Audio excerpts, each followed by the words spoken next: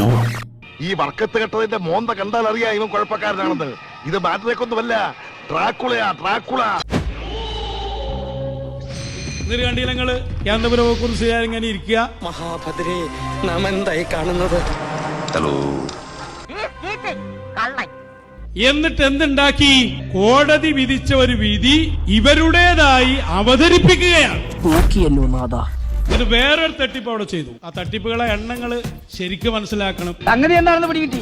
അപ്പുറത്തൊരു സ്ക്രീന്, ആ സ്ക്രീനിൽ ഉമർ ഹഫീദിനെ ഇങ്ങനെ കാണുന്നുണ്ട്. കോമ്പിനേഷൻ ശരിയല്ലല്ലോ, പാലും ചാളക്കറിയും പോലെ. അപ്പൊ നോക്കുമ്പോ ഉമർ ഹഫീദ് മർക്കസ് വന്നപ്പോഴത്തെ ഫോട്ടോ ആണ്. പോയി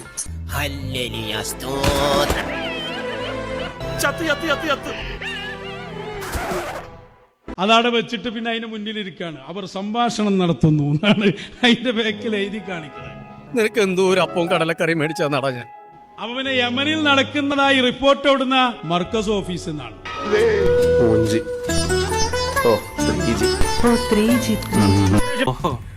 നാട്ടുകാരെ പറ്റിക്കാണല്ലേ, സ്വാഭാവികം. അതാ ഞാൻ പറഞ്ഞ കള്ളത്തരം പല ഭാഗത്ത് നിന്ന് എന്തായാലും വരും.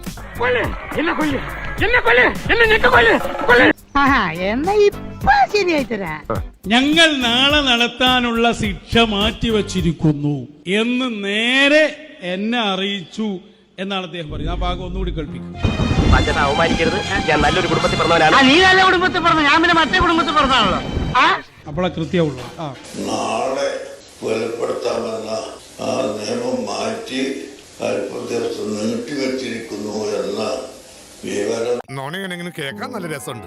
എനിക്ക് ഔദ്യോഗികമായി അവർ അയച്ചു തരികയും ചെയ്തു. അതിന് മുമ്പ് പിള്ളേച്ച ശവത്തെ കുത്തരുത്. ഒരു ക്യാമറ ഇങ്ങനെ വെച്ചിട്ടുണ്ട്. എന്തൊക്കെ പൊട്ടീസുകളാണ്. ഇനി നമ്മൾ എന്ത് ചെയ്യുമല്ല ഇങ്ങനെയൊക്കെ പറഞ്ഞിട്ട് അവസാനം പോകുന്നത് അങ്ങോട്ട് തന്നെ സീക്രട്ട് മെത്തേഡ് പറഞ്ഞിട്ടങ്ങ് തുടങ്ങും. പ്രധാനമായി നമ്മൾ ശ്രദ്ധിക്കേണ്ട കാര്യം, അവര് മുസ്ലിം വിരുദ്ധരാണ്, Sangh Parivar അനുഭാവികളാണ്.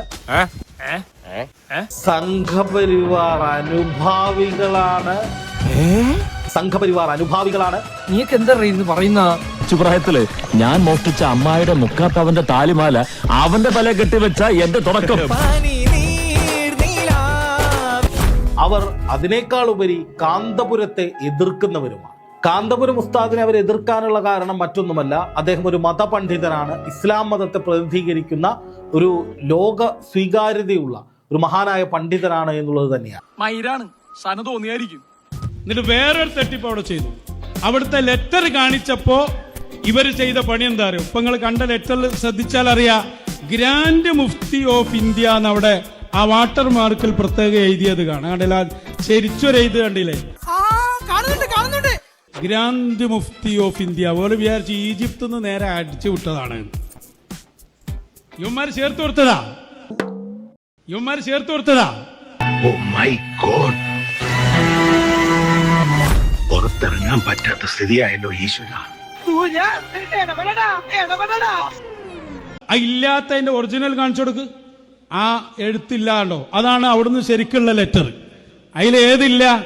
Grand mufti of India എന്നതിലില്ല. ഇനി ഒരു തിരിച്ചു വരവുണ്ടാവില്ല ശശി. ഇനി അയാൾ തിരിച്ചു വന്നാലോ? എന്റെ ഒരു കണക്കൂട്ട് വെച്ച് അയാൾ ഇനി തിരിച്ചു വരില്ല. അത് ഞാൻ ശരിക്കൊന്ന് പിടിച്ചുതരാം. ശരിക്കും ആദ്യം 2 പത്രസമ്മേളനങ്ങളാണ് ഈ വിഷയത്തിൽ അബൂബക്കർ മുസ്ലിയാർ നടത്തിയത്. ഒന്ന് ആലോചിച്ച് നോക്കിയാൽ ഒറ്റ ദിവസം 2 പത്രസമ്മേളനമാണ്. അപ്പൊ ആളുകൾക്കിടയിലുള്ള പ്രസക്തിയും 4 ചാനലുകാരും വന്നാൽ ഇവര് എന്തൊക്കെ ആക്കിയെടുക്കും. ഇവിടെ ഉള്ളത് പറഞ്ഞാ പോരെ, അല്ലെങ്കിൽ അത് പറയേണ്ടതുണ്ട്. ആ സംഭവം ചെയ്താ പോരെ.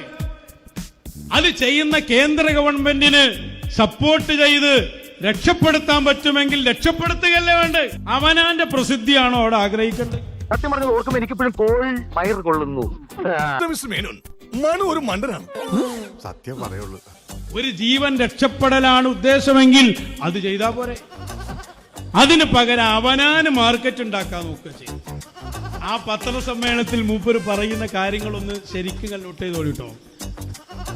അതിലയാൾ പറയുന്നുണ്ട്, കോടതി അറിയിച്ചു, നിങ്ങളുടെ തീരുമാനപ്രകാരം നിങ്ങൾ അറിയിച്ചതനുസരിച്ച് ഞങ്ങൾ നാളെ നടത്താനിരിക്കുന്ന വധശിക്ഷ നീട്ടിവെച്ചിരിക്കുകയാണ്. കോടതി എന്നെ അറിയിച്ചു എന്നാണ്. മൂപ്പരൊരു പവർ നോക്കണം. നിനക്കൊരു നാണമുണ്ടല്ലേ? നിനക്ക് നാണിക്കാൻ അറിയാൻ മേലെന്ന്. അത്രക്കുള്ള ബുദ്ധിയൊന്നും അതിനില്ലല്ലോ. ഇത് ഹക്കീം എഴുതി കൊടുത്ത മാറ്ററാണ് എ പി അബൂബക്കർ പറയുന്നത്. ഒരു പറഞ്ഞ കാര്യമില്ല, വായിക്കാതിരുന്ന അടുത്ത നേരം ചോറ് കിട്ടൂല, അതുകൊണ്ട് പറയണാണ്.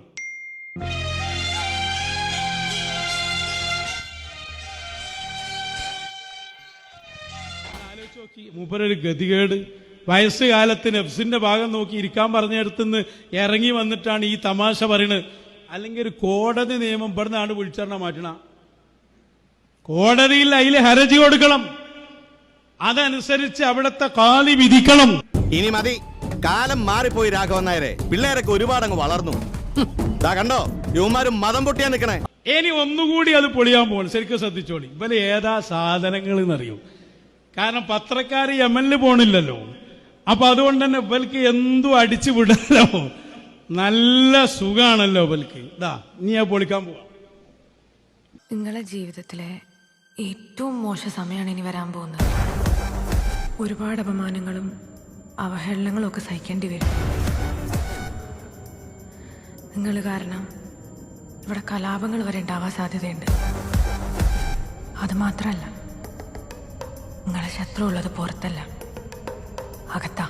ചൊവ്വാഴ്ചത്തെ സിറാജ് എടുക്കി, ബുധനാഴ്ച 2 സിറാജ് എടുത്താൽ പൊളിയാൻ മാത്രമേ ഇതുള്ളൂ. ഇത് ജൂലൈ 2025 ജൂലൈ 15 ചൊവ്വ സിറാജ് പത്രം. അതാ അതിലൊന്ന് കാണിച്ചു കൊടുത്തോ. അതാ സിറാജ് പത്രത്തിന്റെ ഈ സൈഡിൽ ഒരു വാർത്ത കാണാം. കാന്തപുരം ഉസ്താദിന്റെ ഇടപെടലിൽ നിർണായക ചർച്ച, നിമിഷപ്രിയയുടെ മോചനം. കണ്ടില്ല അതിന്റെ സൈഡില്, കാന്തപുരം ഉസ്താദിന്റെ ഇടപെടലിൽ നിർണായക ചർച്ച. ഇതെന്നാണ്? ഇത് ജൂലൈ 15 ചൊവ്വാഴ്ചയിലെ സിറാജാണ്. നേരത്തെ കണ്ട ഉത്തരവ്, അതായത് തൂക്കിക്കൊല്ലാൻ അല്ലെങ്കിൽ വധശിക്ഷ മാറ്റിവെച്ചു എന്ന ലെറ്ററിന്റെ ഡേറ്റ് എന്താ? ഞാൻ പറയാം. ആ ലെറ്റർ വേർഡ് ഒന്നുകൂടി എടുക്ക്. അതിന്റെ മുകളിലുണ്ട് അതിന്റെ ഡേറ്റ്.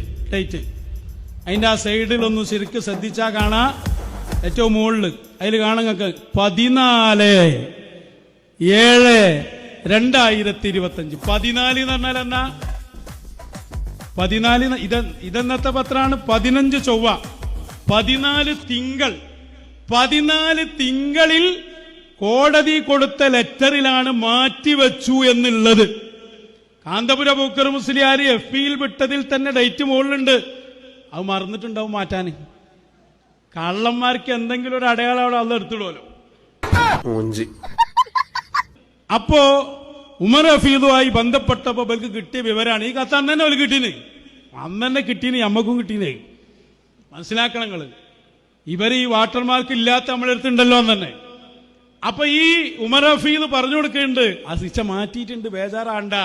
അപ്പൊ ഈ ദായി ഇവിടുന്ന് പറഞ്ഞു കൊടുക്കാണ്, അത് മുണ്ടണ്ട, അപ്പൊ പുറത്തു വിടണ്ട. ഞങ്ങൾ ചർച്ച നടത്തിയിട്ട് നാളെ നമ്മളെ ഉസ്താദ് പത്രസമ്മേളനം നടത്തിയിട്ട് പറയും, നിന്റെ പ്രവർത്തനം കാരണം ഇവിടെ വിജയിച്ചിട്ടുണ്ട്, അതുകൊണ്ട് തന്നെ ഇന്ന് ആ സാധനം പുറത്തു വിടണ്ട, ഞമ്മക്കൊന്ന് ആ വിഷയത്തിൽ പറയാനുള്ളത് കഴിഞ്ഞിട്ട് വിടാൻ. അങ്ങനെ 15-ാം തീയതി ഉച്ചക്ക് പത്രസമ്മേളനം നടത്തിയിട്ടാ മൂപ്പര് പറഞ്ഞത്, ഇന്ന് എനിക്ക് അറിവ് കിട്ടി. ഇന്ന് എന്ന് പറഞ്ഞ ഡേറ്റ് 15. കോടതിയുടെ വിധി അതിൽ 14. 14 മാറ്റിവെച്ച വിധി വന്നിട്ടുണ്ട്. 15 8 മൂഞ്ഞി കാക്ക വന്നിട്ട് എന്ത് പറഞ്ഞു? ഇത് ഞാൻ മാറ്റിവെച്ചതാണ് എന്ന് പറഞ്ഞു. പോയി ചത്തുടടാ.